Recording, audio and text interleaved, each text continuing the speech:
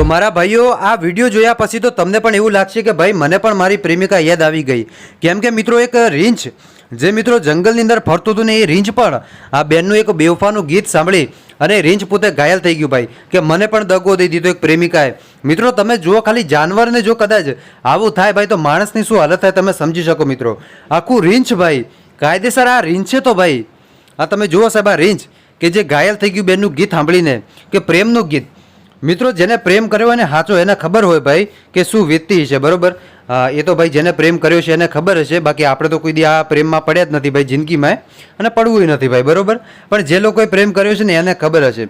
અત્યારે તમને ખબર હશે જ્યાં જુઓ ત્યાં સાહેબ પ્રેમ, જ્યાં જુઓ ત્યાં લોકો ઝઘડા જ કરતા હોય, તે આમ નથી કર્યું ને તે આમ નથી કર્યું. ભાઈ હું જ્યાં જોઉં ને ત્યાં લોકો ઝઘડા જ કરતા હોય બરોબર. એટલે પ્રેમમાં તો આ જ થવાનું, એટલે તમારી જિંદગી ભાઈ શું થવાની નર્ક બરોબર, નર્ક થવાની છે એ 100% સાચી વાત.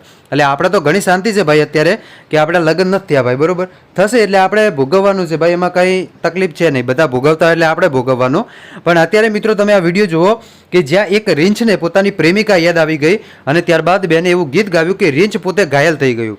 મિત્રો હાલ સોશિયલ મીડિયાની અંદર એક આ વિડીયો વાયરલ થયો. આ વિડીયો જોયા પછી તમને પણ એવું લાગશે કે ક્યાંક ને ક્યાંક સાહેબ આ રીંછ ઘાયલ થઈ ગયું તો માણસની શું હાલત થતી હશે.